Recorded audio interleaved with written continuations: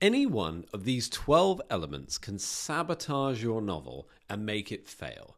But don't feel bad, because they are common mistakes that almost every writer makes. So let's dive into each one and explore how you can avoid them. The first is Chekhov's armory. So you've heard of Chekhov's gun. If you introduce a gun in Act 1, it should fire by Act 3. Chekhov's armory is when you introduce numerous intriguing elements, but you never actually utilize them. And this leaves readers disappointed because their expectations are unmet. You need to focus on developing key plot points and ensure every element you introduce serves a purpose in the story. For a great example, take the series Lost. I was addicted to this program when it first came out. It was so gripping. Maybe you should just do it. No. It's a button. They set out so many tantalizing mysteries. How did they not die in the plane crash? What are the others? Who is the smoke monster? And why is this island so mysterious? Do you remember that bright red button they had to press like every 108 minutes, right? Amazing. But when it came to the end, they'd taken way too many guns off the shelf. They just couldn't fire them all. And so we got that disappointing finish with so many unanswered questions. I mean, if I remember rightly, I think it was just all a dream, and then they woke up. I mean, come on. The second one is the everything but the kitchen sink syndrome. Your imagination is bursting with ideas and you want to include them all, but cramming too many themes, characters, or subplots can just overwhelm the reader. Be selective. Limit your main themes to 1 or 2. Focus on a small cast of well-developed characters rather than 12. And keep your subplots to a minimum. If you streamline your story, you'll create a more cohesive and engaging narrative. And I see this mistake all the time from authors that we work with. And they're just trying to include too many things, too many subplots, too many characters. And it would actually be so much better if that one book became a series. Number 3 is world building vertigo. An intricate world is fascinating, don't get me wrong, but overloading readers with excessive details about magic systems, cultures, or languages just causes confusion.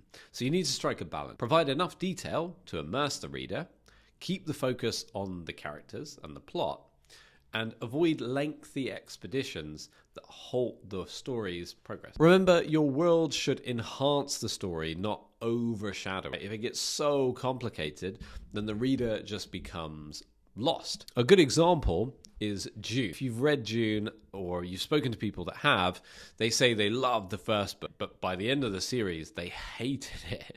And largely, this is because when you get to the end of the series, it's because they got way too bogged down in the religious and the political history, right? It just was so much to try and get your head around. Number 4 is inspiration indigestion. So being inspired by other works is great, but leaning too heavily on them can make your story feel unoriginal. To avoid inspiration indigestion, you need to read wisely, and diversify your influences.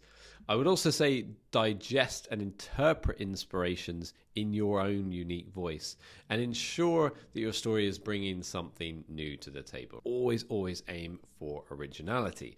If you read too much in one genre, you'll probably end up copying elements of it without intending to do so. Next is the aesthetics over ethics trap. This is number 5. Including shocking content purely for shock value will alienate readers if it doesn't serve the story. So that can be violence, profanity, controversial themes. You need to ensure it contributes meaningfully to the character, to their development, to the plot, and avoid these gratuitous scenes that exist purely just to provide context and purpose for, the intense content. You really need to balance the aesthetics, with ethical storytelling.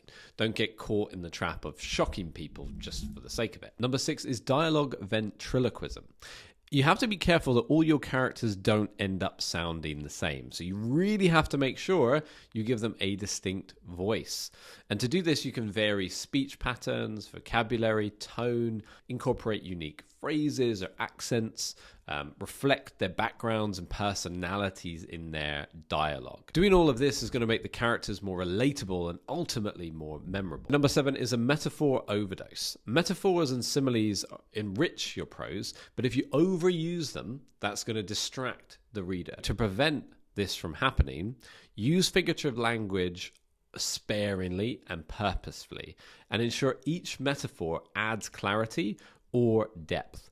And avoid convoluted or forced comparison. Really focus on just letting your story shine without the need for all of these extra embellishments. Number 8 is a lack of character motivations. Characters should have a really clear reason for their actions. If we don't have an understanding of why they're doing what they're doing, the actions will feel unconvincing, or even worse, they'll feel random at times. And then readers will struggle to connect with the characters because why are they doing what they're doing?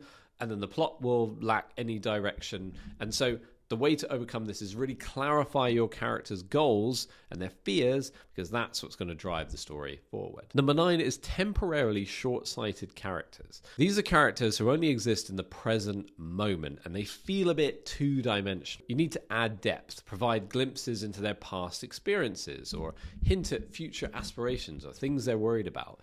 Show, how their history influences their current action. You want the characters to be well-rounded. A good example of this is Suits. I've been catching up on Suits recently. I'm a big fan.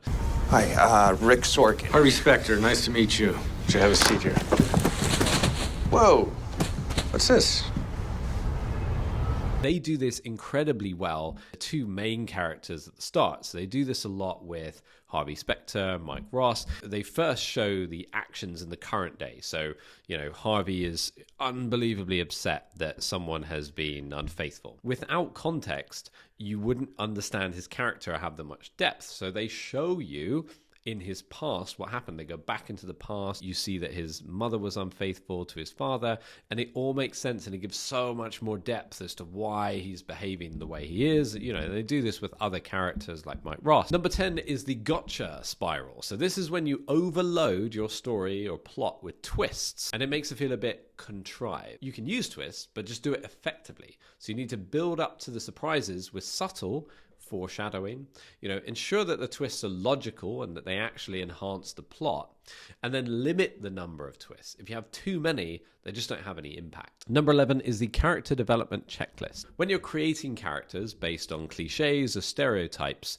that's going to result in a really flat, predictable personality. Instead of ticking boxes, what you want to do instead is develop unique traits and quirks, embrace contradictions that make characters human, and avoid relying on tropes without adding a fresh perspective. Number 12 and the final one is subtext is everything. While subtly adding layers to your story is good, if you're too obscure, it's going to confuse readers. So you need to balance this subtext. So you have to actually provide clues for readers, these underlying themes.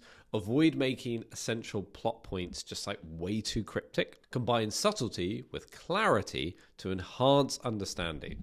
And then ensure your message is acceptable without sacrificing depth. Remember, the goal, as always, is to tell a compelling story that's going to stick with, and stay in your reader's mind long after they have turned the last page. Thanks for watching. And if you enjoyed this, check out the video on screen now, where I talk about some more writing tips that people never mention, but they really should.